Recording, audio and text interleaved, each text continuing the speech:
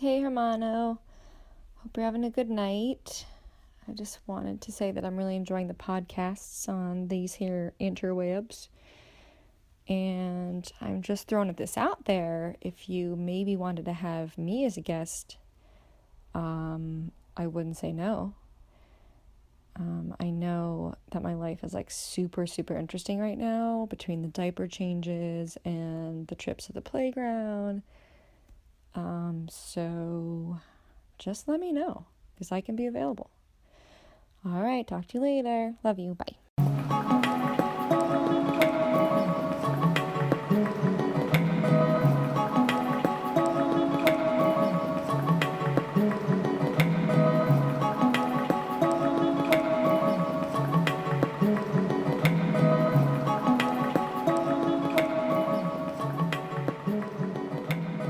Welcome to Positive Philter with your host, Philip Wilkerson, a podcast that focuses on friends, family, health, and career with a little self-help around the way. Please join me in this journey for self-improvement, and I hope that what I have to share will make you a better person, thus making the world a better place.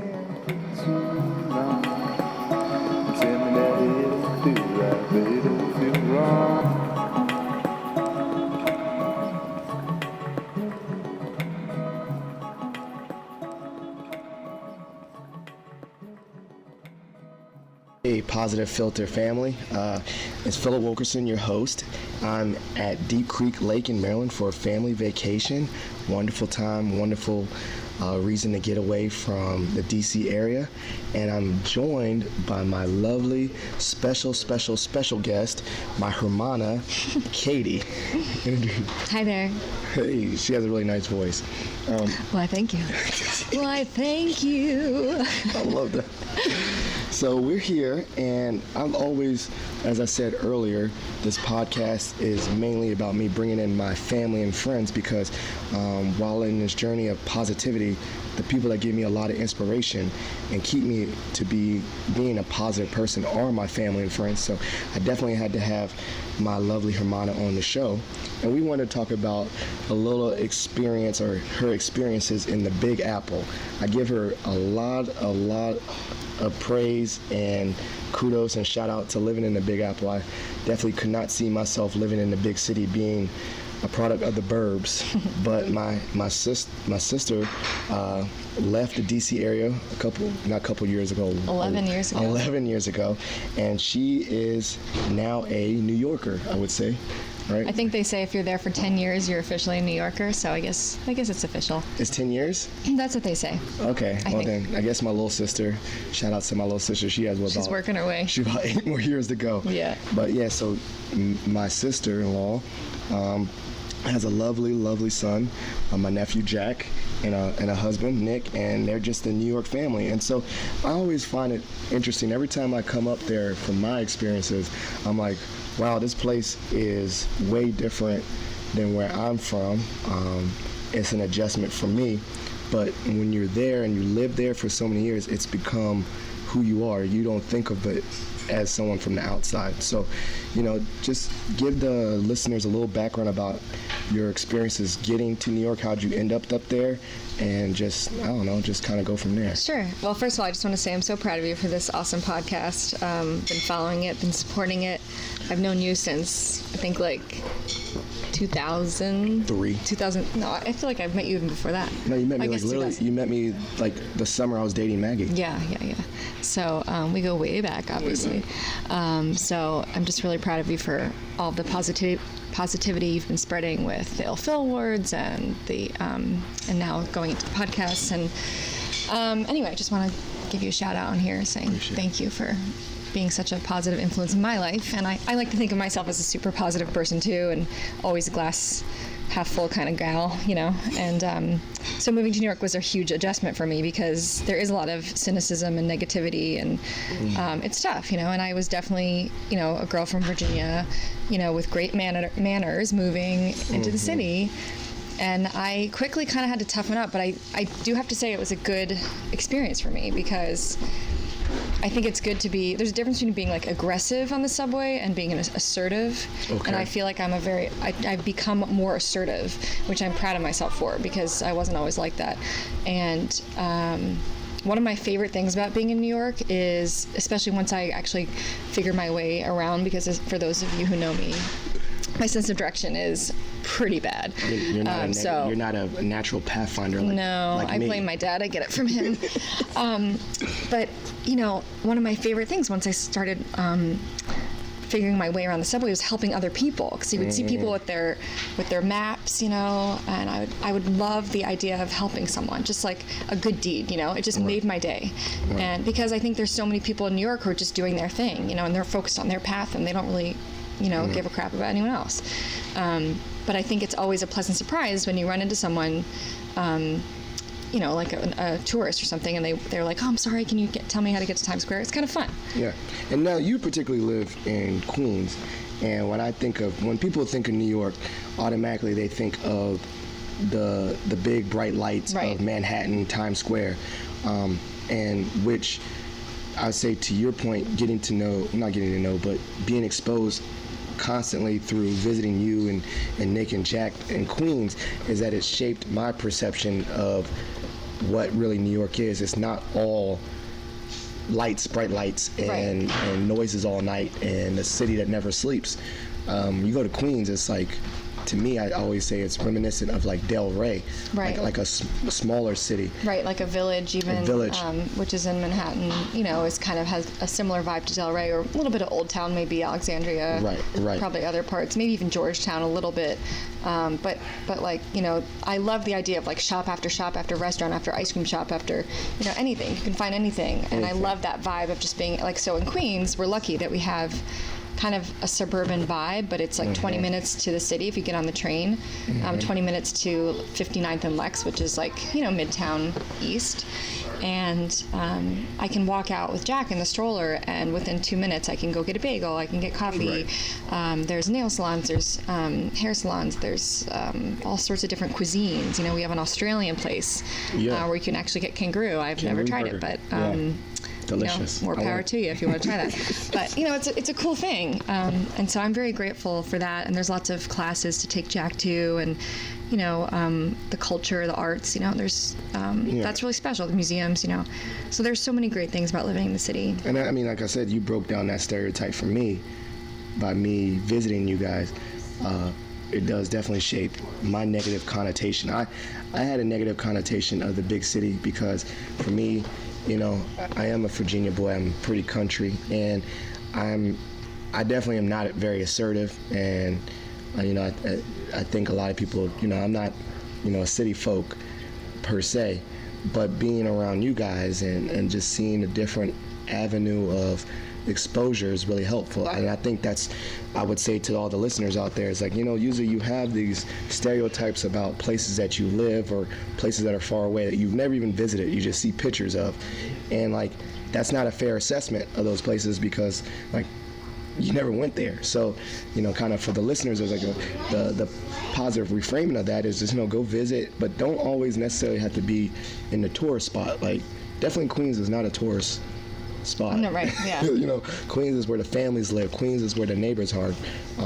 I remember specifically going to the bagel shop, and I don't know, she had like no idea, the owner of the bagel shop, and I'm just like, I'm from Virginia, and we were just having this weird conversation, just saying, she's like, you're not from around here. I'm like, no, ma'am, and I'm like being really polite, and then you walk in like 20 minutes later, and she's like, this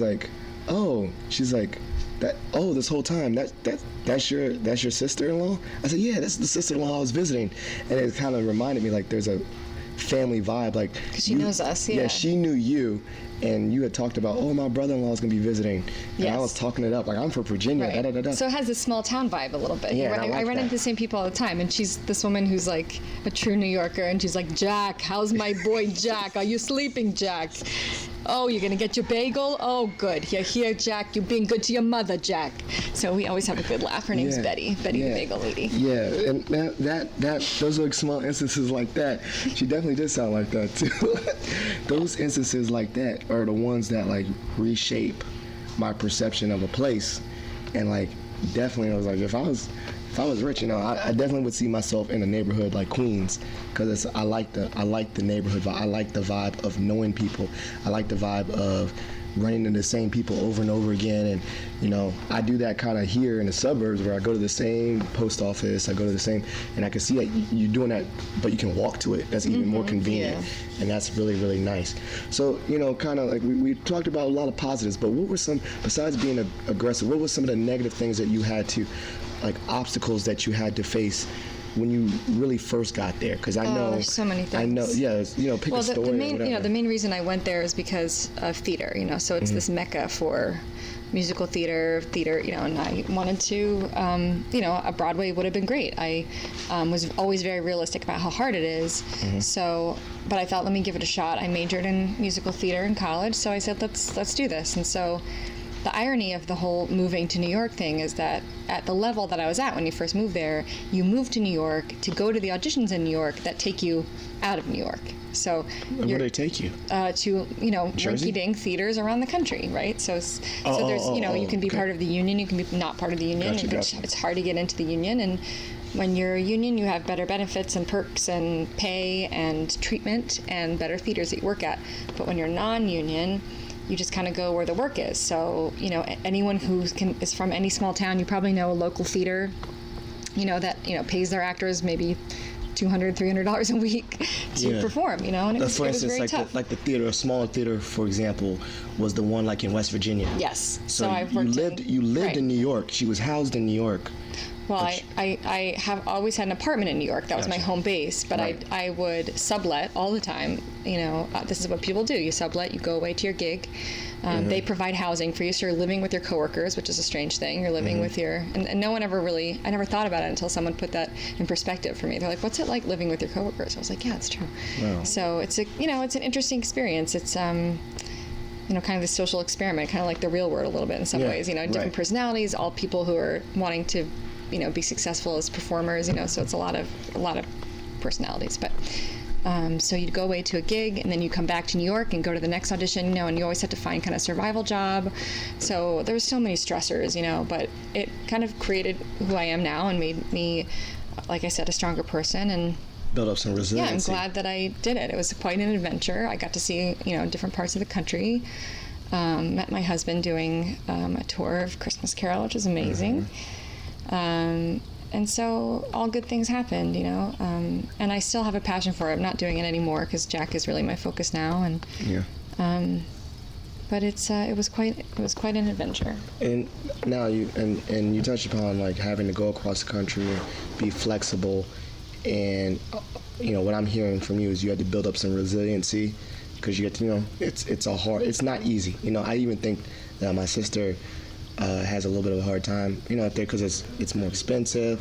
But so there's the pros and cons. Like you get exposure, you get to see and do anything at your fingertips. But at the same time, it's not an easy move for a lot of people. So what would be some really good concrete advice for someone that, particularly in your situation, and not saying when I say your situation, let's make it a little bit broader. Your situation as someone that's moving from a smaller, not as popular suburb place to a place such as New York, which is probably one of the top 5 cities in the world. Right. One of the biggest cities in the world, you know. So it's like going from, you know, DC is not really a small area per se, Right. but it is going to a big city like, you know, LA or New York. What would some advice be for the people? Well, I think there's a lot of great opportunities for certain careers there. So I think a lot of times you have to ask yourself, if you're thinking of moving to New York, you know, is this really going to benefit my career? You know, I know there's a big fashion industry there, and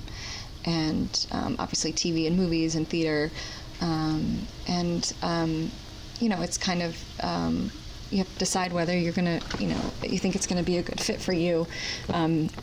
You know, and you make it work. You know, you have to decide what to sacrifice. You're never going to find the perfect apartment. You're never going to find, you know, the exact perfect living situation unless you have a lot of money. You know, it's very expensive. But anytime someone's moving and they're looking at apartments, I'm like, you just have to decide what's important to you. You know, being in a safe neighborhood should be important. You know, being maybe close to the train, or, you know, there's different variables. So safety is always like a concern for me, but it's not as scary as a lot of people think, you know, for a woman. you just have to be tough, and usually there's a lot of people around, and that's not the case. But just navigating the subway and feeling safe and getting around. I mean, that's the important thing. And just enjoying the adventure. I think just it's not going to be a relaxing place. It's always going to be tough. Your life is always harder, and I think my life is a little bit harder than it normally would be if I was somewhere else, for various reasons. But that's where I am right now, and I'm enjoying the adventure of it. So on the flip side, so now that you gave the advice, what are some positive things or things that keep you motivated to stay in the big city of New York?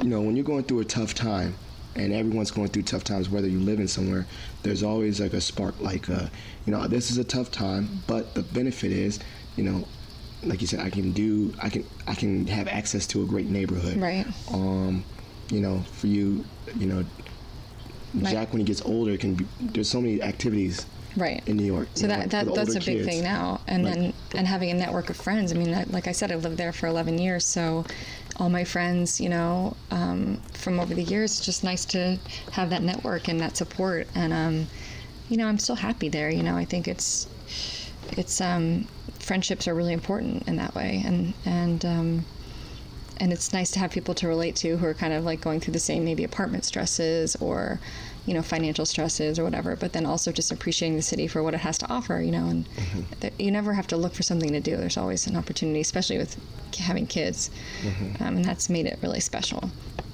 So, and then I think we did pretty well. I mean, definitely have you back on the podcast, as I blow up and become super famous, whatever, but, is there like a last story, like a big, like the quintessential, this is my New York story? Like, what would be like your, not your cocktail, but like you meet at a party, right? And someone asks, what's your like party story about New York? What's something like you tell people automatically? There's so many. Okay, pick maybe one or two, one or two. This is my New York experience story. Well, one that's kind of embarrassing, but I like it. But I rented a studio apartment. It was a basement apartment. It was totally illegal, which that's a pretty common thing. But I, told myself it was fine and safe. And it was my first time living alone, and I was so excited about it. And it was month to month, so I knew like if it was really bad, I could get out of it. But my parents came to visit, and within minutes of my mother walking in the door, she completely started bawling and just was like, "Oh, Katie, this is no way to live. This is not. You can't live here. You can't live here." And then I start crying because I'm like, "But that's all I can afford." And I looked to my dad, and he's always the voice of reason. And I said, "Dad, come on, it's really not that bad." He's like, "It's pretty shitty." So, and so it was pretty bad. And they were supposed to stay with me, and they really didn't want to stay with me, and I had to, respect that. But then my mom says, "Oh, I think I smell gas." I said, "Mom, no, you're just, she has a very keen sense of smell." I was like, "No, Mom, you're just being..." Like Daredevil. Yeah, seriously, I don't think you smell any gas. Her senses are heightened. And she's like, no, I really do. She said, when your sister smelled gas in Richmond, she just called 311, and they sent someone over.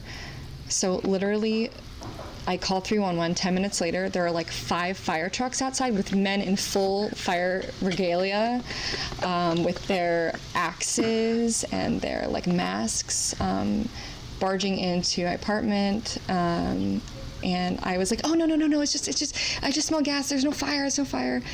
And all the neighbors came out in the street, and it was so embarrassing. But I have to give credit to my mother because there was a gas leak. Oh, shout out to Joan. Not in my particular apartment. Shout out Joan Fox. Not in my particular apartment, but actually in the other illegal basement apartment next door. So there was a leak in the oven. So thanks to Joan for saving the day. But I quickly got out of that. And it all worked out. It was very fortuitous. I ended up getting a theater gig out of all things, that took me away. And I ended up turning over the little month-to-month lease to someone else. Adventurous. And one more. I think we got one more. I know you said... Can you think of one that I told you, or just... Oh, dang. I don't know, man, maybe the oi, oi, oi one, but just because it makes me laugh so Oh, much. man. Oh, that's like kind of not appropriate at all, but that's fine. Okay, I know, okay. That's fine. Yeah. Well, it's fine. It's still fun. No, I'm just going to go for it. Yeah, go for it. My poor husband was in the ER for some, I can't even remember. He had like the flu or some stomach flu. It was really bad. He needed fluids or something on my birthday, by the way. So that's love, taking your hubs to the ER on my birthday. But, so he was, in New York, it's like kind of crazy and there's all these people around and we were, he was on like some sort of gurney thing, but then there was like a curtain and there was like not a semi-private room, not really.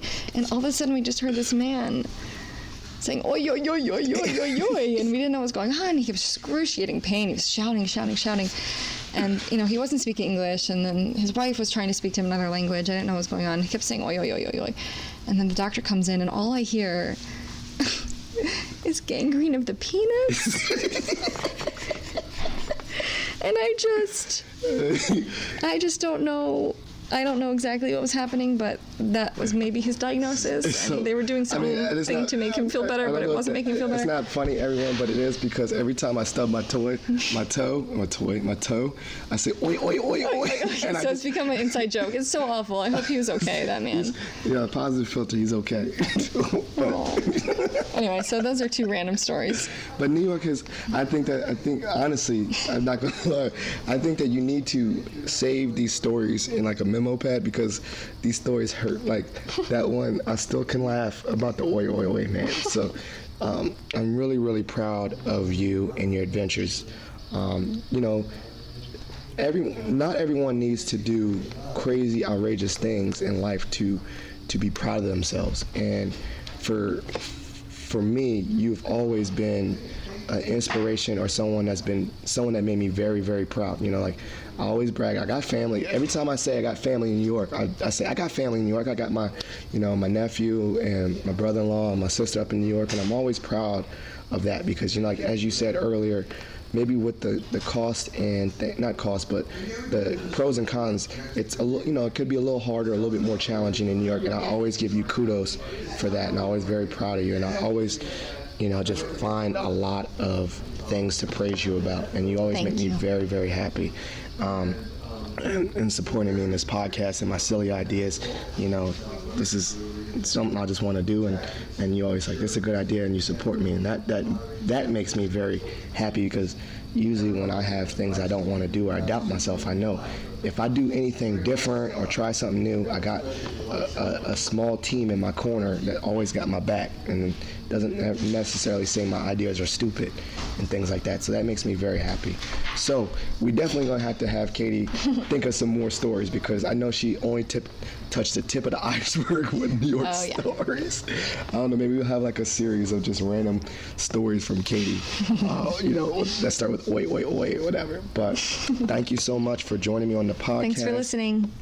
If you are a listener of the podcast, please share or subscribe with your family and friends. Write a review on Stitcher or iTunes. All those reviews and feedback help.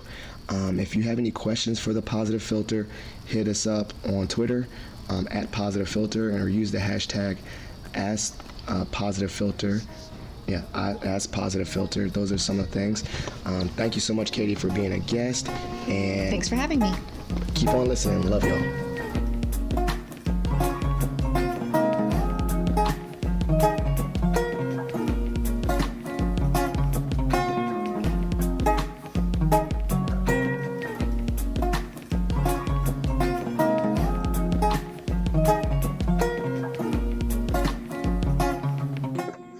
You've been listening to Positive Philter, a podcast that focuses on friends, family, health, and career, with a little self-help along the way.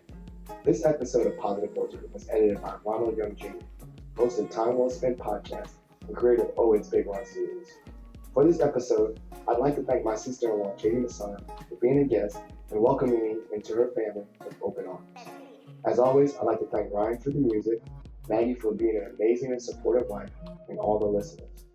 If you have any questions for Positive Philter, please message me or use the hashtag #AskPositivePhilter on Twitter. If you enjoyed this podcast, please share it with your family and friends. Spreading positivity is a movement. Thanks for listening.